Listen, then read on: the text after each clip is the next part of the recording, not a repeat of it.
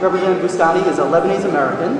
He is known for his courageous leadership and deep understanding of the issues challenging American foreign policy in the Middle East, especially regarding the Israeli-Palestinian conflict.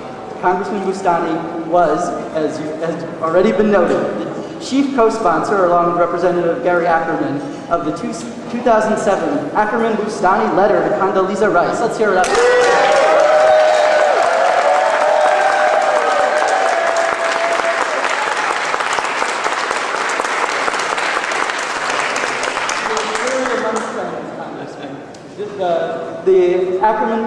The Ackerman-Boustany letter, actually, Boustany-Ackerman letter. The Boustany-Ackerman letter commended Condoleezza Rice's efforts to reinvigorate the Israeli-Palestinian peace process by convening the Annapolis Peace Conference and calling for additional steps to ensure its success. Let us welcome Congressman Boustany.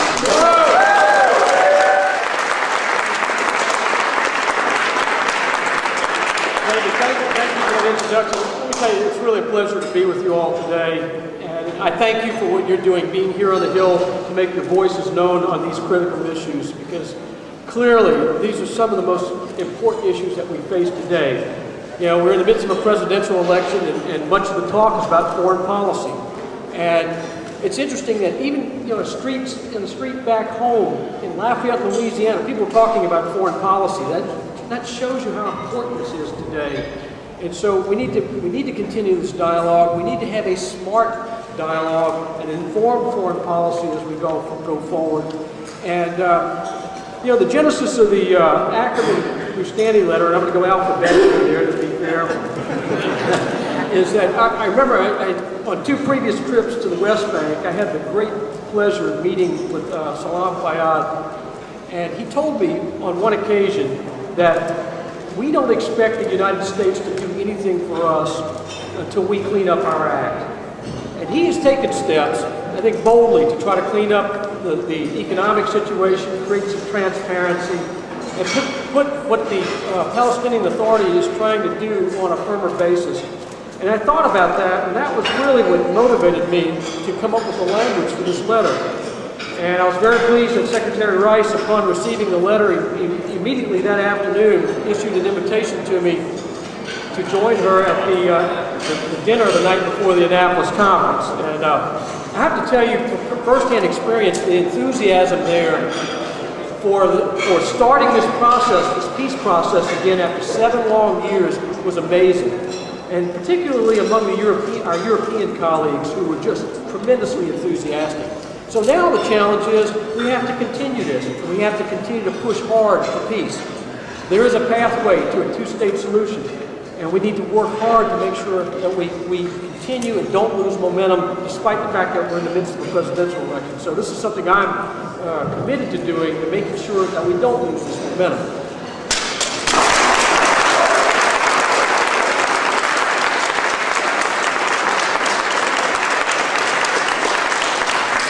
So fluid right now.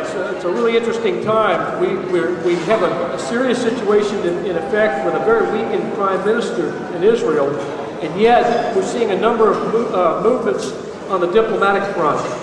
We've seen situations whereby the Israeli government, working with the Egyptians, has opened up a level of dialogue that has led to a ceasefire, however tenuous it is at this time in Gaza. And I'm hopeful that this will lead to further productive discussion going forward. At the same time this is happening, I think it is critical that we continue in the spirit of what Congressman Ackerman and I tried to illustrate in that letter, to strengthen President Abbas's position and his authority and the economic conditions for Palestinians in the West Bank, to show the alternative.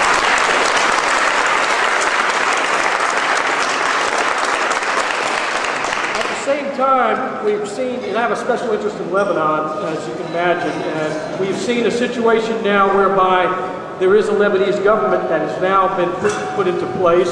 Not everybody's happy with the constitution of the government, but it is what it is. And I guess on a brighter note, we can say, well, at least Hezbollah is now going to have to exercise its veto authority within a political arena rather than by taking the streets with violence. And we're going to hold them accountable for that.